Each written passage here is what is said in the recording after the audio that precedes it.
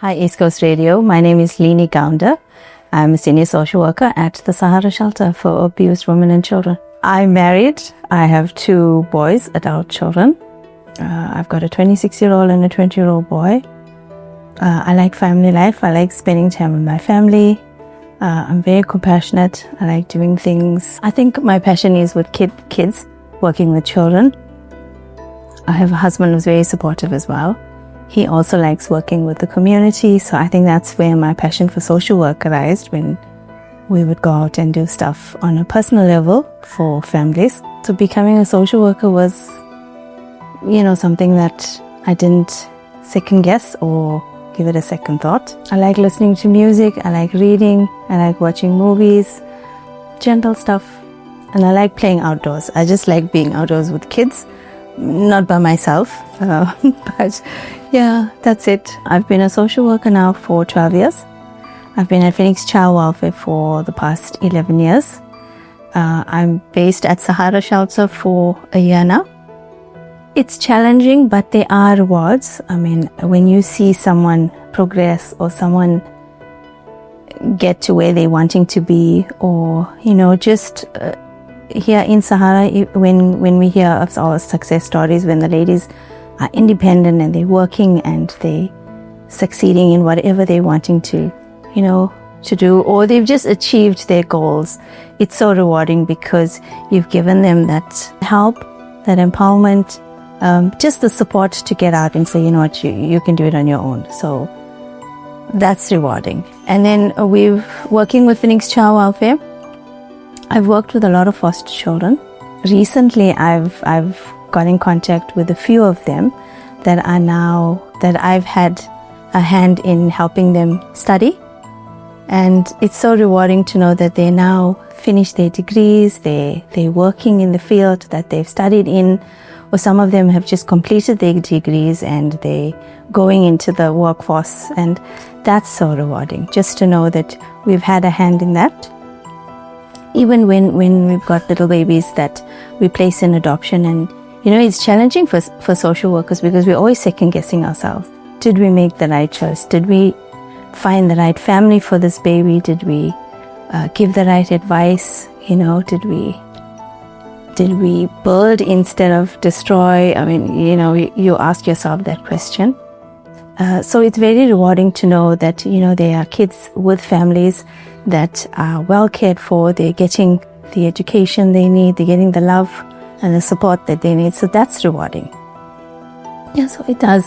I think social work, it can be very rewarding, but it can also have its own challenges. I try to set a daily planner where I'm going to come in and I'm going to do this, and this. But the minute you walk in, you've got, ladies coming in and they're wanting to just chat. They've had a hard night. They've remembered something. There's a lot of triggers.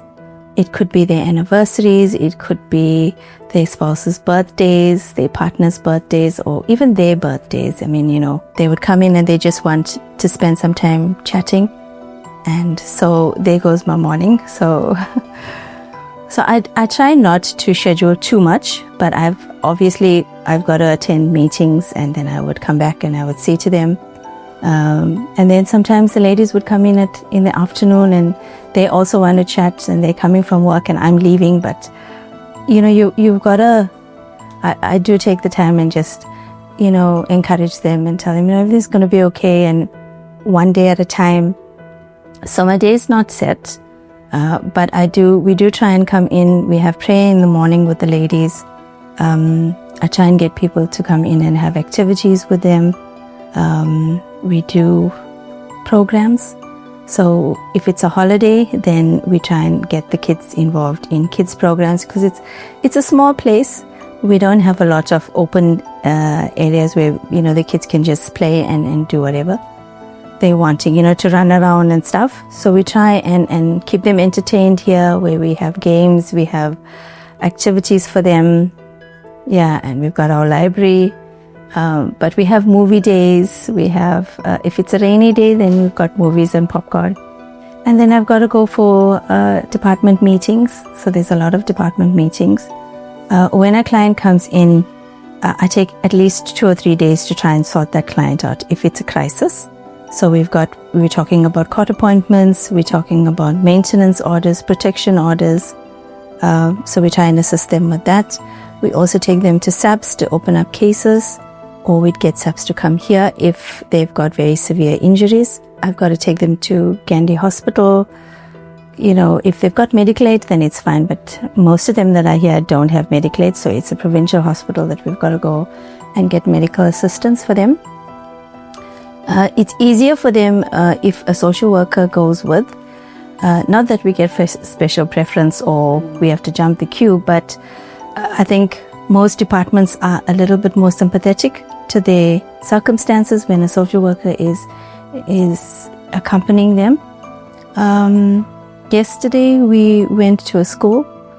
The mum was trying to find a place for her child. So this child hasn't been in school for the whole year due to their circumstances. So they were moving around quite a lot. And so she's not been in school for the whole year. So mum's been to school to try and find placement for her, and she's failed. So yesterday we went to one school and I accompanied them, and, you know, thank God we found placement for her. So she's going to be in grade 10 next year, and her placement is secured, uniform is secured. So the school was absolutely brilliant in trying to secure all these things for her, and she's set for the next year. So that's my job. A lot of counselling. It's a mixed bag. So some days are good days, some days can be very challenging, because if you've got a victim that comes in or a survivor that comes in, it can be very traumatic, because they've coming in with trauma, and then I've got to now try and, you know, calm them down or just counsel them and get them to the point where they're okay with being here, because it takes a lot of bravery and courage for them to even leave their homes and come here. It's a new environment, unfamiliar faces, the ladies that are here as well. I mean, they're going through their own trauma. So, but it helps in a way, because they do speak to each other, and it becomes a support system as well. But obviously my job is to make sure that we're not triggering their trauma, but it's contained, where we're not unpacking too much of hurt and trauma. So when they do have their discussions, it has to be monitored, and then we've got to just make sure that nobody's experiencing secondary trauma. It's difficult, but Phoenix Child Welfare, we've got a whole lot of social workers there. They know what we go through. I know what they go through. So now and then we do have like debriefing, where we'll just sit around the table and we'll have case discussions.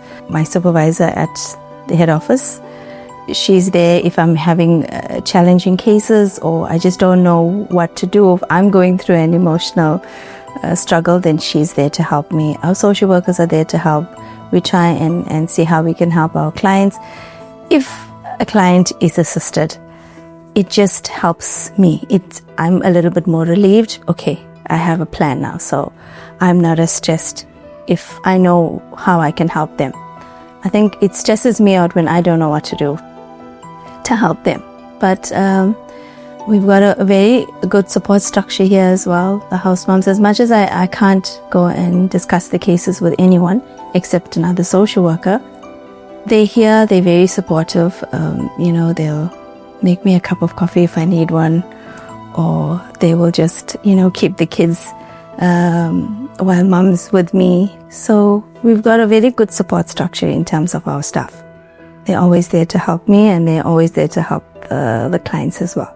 I think when children are victims, it's the most traumatic thing. It's not something you can just forget. There are cases where it's quite hectic, because you've got to go into the district surgeon's office with the child, and you see the wounds, you see the physical scars, you're seeing the pain in this child's eyes, you're seeing the fear. It's very sad, and it takes a while for you to get over that. It's not just the physical abuse, it's also the sexual abuse and the violence that is used on a child, and the aggression that's used on a child. I think those are the matters that stick to me, and takes a while for me to get used to. But like I said, when we know that this child is in a safe environment, it helps. It helps to know that we've stepped in and we've assisted and we've taken the child out of the environment. And also when we know that children are being groomed and we step in early, so we prevent further, harm to this child, or we prevent something drastic from happening, then it gives me a lot of relief, yes, and to know that I'm doing the right thing, and I want to wake up the next morning and come here and help the next person. And so it's a lot of encouragement when I know that we've helped, not just me, but all the social workers, that work with kids and the ladies here. I think you have to report it. Try not to interview the child, but if this child has disclosed abuse, trauma is where you have to make a child talk about the story over and over. So too many people involved is traumatic for this child, and then it becomes normal. You're normalizing it for the child if you're getting too many people speaking about it. This child feels like, okay, I've already spoken to 5 people. It's normal, but it's not normal. So try and minimize the amount of contact this child has with people that they can share the story with. Get in touch with a social worker or with a professional that can interview this child, and then take the necessary steps to help the child and get this child out of the environment that they're in. Not necessarily do we place a child in a children's home. That's our last resort. A lot of people feel that if they disclose or if they report the matter, this child is going to be removed from the environment and placed in a children's home, which is traumatic for a child. But we will, like I said, it's the last resort. We will try and place a child with a family member. We've had victims come in here with their mums, just so that SAPS or the police can do their part in arresting the criminal. And once the perpetrators or alleged perpetrators are, caught and arrested, then the mum and the child can go back to their normal environment. So it's not necessarily that we're taking the kids and replacing them in a children's home. That's not something we'd want to do. So there's a lot of intervention before that's an option.